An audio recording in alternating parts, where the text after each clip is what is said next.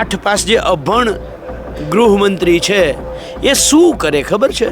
એ આ બાબતને લઈ અને લાલજીભાઈ, ઋત્વિકભાઈ અને બીજા 3 સાથી મિત્રો ઉપર પોલીસ કેસ કર્યો. હું ક્રાંતિ માર્ગના માધ્યમથી 8 પાસ અભણ ગૃહમંત્રીને ચેલેન્જ સાથે કહું છું. એમની પાસેથી બીજી અપેક્ષા પણ ન હોય, કારણ કે તિરંગાનું માન સન્માન એને ખબર જ ના હોય. એ તો કાયમી આના વિરોધી હતા. જે આરએસએસે 50 વર્ષ સુધી પોતાના કાર્યાલય ઉપર તિરંગો નથી ફહેરાવ્યો, એ લોકો તો આ જ કરે. કારણ કે આ લોકો ભેગું મોટા બીજું તો કોઈ જોડાતું નથી, એટલે સ્કૂલના બાળકોનો ઉપયોગ કરે છે. સ્કૂલના બાળકોને તિરંગા પકડાવી દે, 4-5 નેતા હાલે. આમાં હું તો ગૃહમંત્રીને કહું છું કે તમે તો રાજ્યના ગૃહમંત્રી છો. તમારે તમારી તાકાત, તમારી પોલીસની તાકાત, તમારો દમ દેખાડવો હોય તો એવી વ્યક્તિઓમાં ધૈર્ય દેખાડવા. પીડિત પરિવારો તો ઓલરેડી બિચારા પીડિત છે. નમસ્કાર, ક્રાંતિ માર્ગથી હું વિમિત કુમાર. સાથીઓ, કોંગ્રેસની જે ન્યાય યાત્રા જે પીડિત પરિવારોને અને પીડિત લોકોને ન્યાય અપાવવા માટે જે નીકળી છે મોરબીથી, અને અત્યારે વિરંગામ મુકામે સચાણા ગામે પહોંચી છે. આ કોંગ્રેસની ન્યાય યાત્રામાં અત્યારે આપણી સાથે પાલભાઈ આંબલિયા જોડાયા છે, જે કોંગ્રેસના બહુ કદ્દાવર નેતા છે. એમની સાથે વાત કરવાનો પ્રયાસ કરીશું. પાલભાઈ, આજે કોંગ્રેસની જે ન્યાય યાત્રા નીકળી, આ ન્યાય યાત્રાની અંદર કોઈ ખરાબ અનુભવ થયો હોય તમને?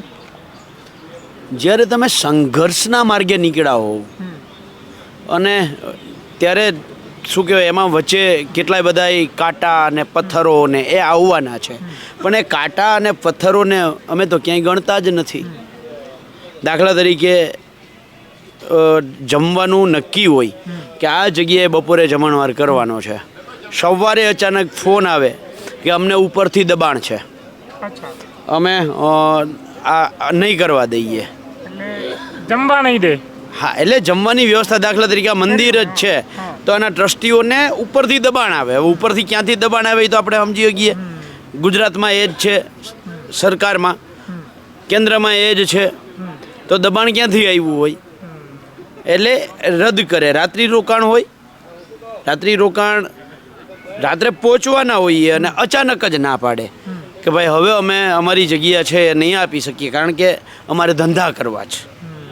સમજો.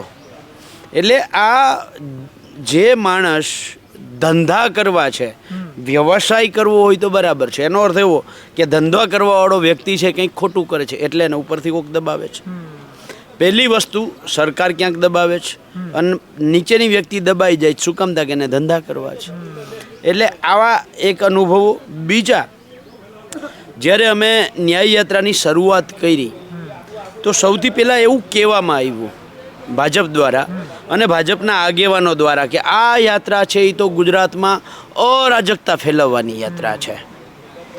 હું ક્રાંતિ માર્ગના માધ્યમથી ગુજરાતના 8 પાસ અભણ ગૃહમંત્રીને કહેવા માગું છું કે તમે દરેક જગ્યાએ તમારા પોલીસ સ્ટાફને બોડી વોર્મ કેમેરા સાથે મોકલા છે. આ કેમેરા ચેક કરજો. મોરબીથી અત્યાર સુધી હજી અમે ગાંધીનગર પહોંચીએ ત્યાં સુધી એક પણ જગ્યાએ અરાજકતા જેવું છે. તમે આ ન્યાય યાત્રાની સામે જે તિરંગા યાત્રા કાઢી, હવે એ તિરંગા યાત્રાના મેં ફોટા જોયા તો આપણે નાનપણમાં, હું જ્યારે પ્રાથમિક શાળામાં ભણતો ને ભેહું ચારવા જતો, આમ લાકડી નાખીને જાઉં ને, માલધારી જેમ લાકડી ખંભે નાખીને હાલે ને એવી રીતે તિરંગા લઈ અને મેં હાલતા જોયા છે.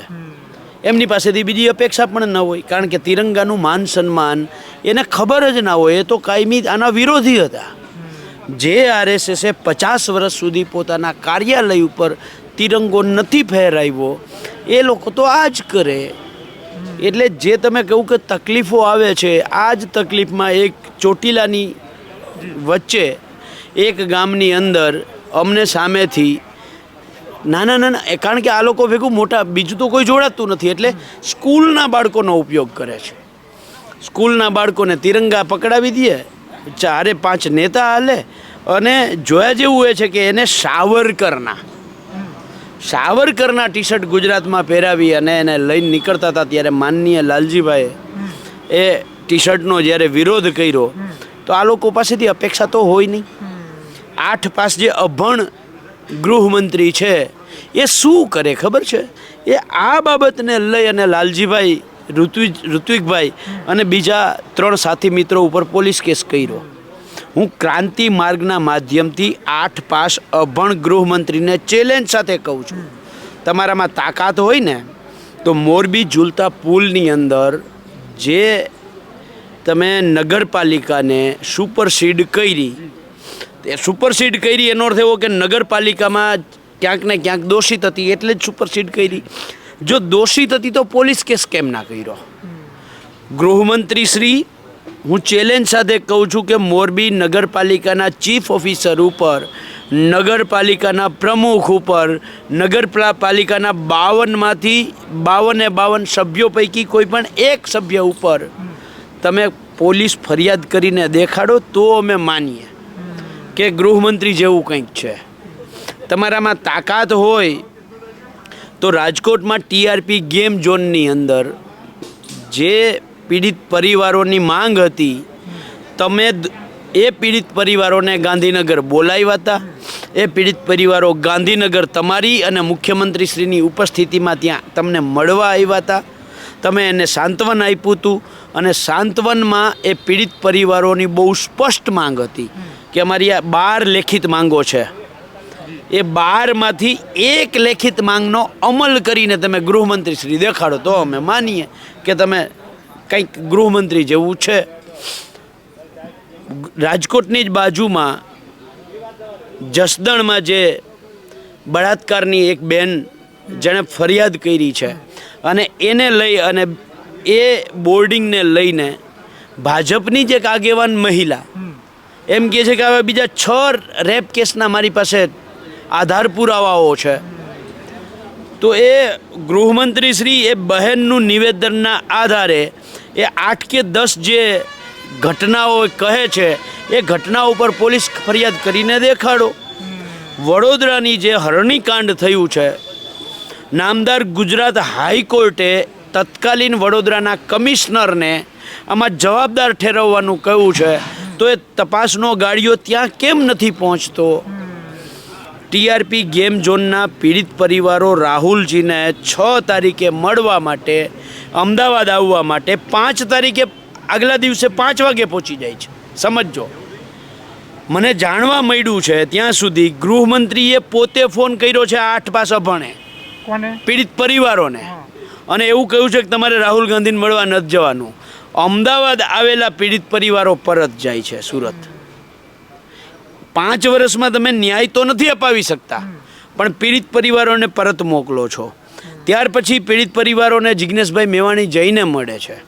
એ લોકો મોરબીથી ન્યાયયાત્રામાં જોડાવા માટે સહમત થાય છે અને ફરી પાછું આગલા દિવસે ફોન આવે છે કે અમે નહીં આવી શકીએ, અમે તમને કહી શકીએ એમ નથી.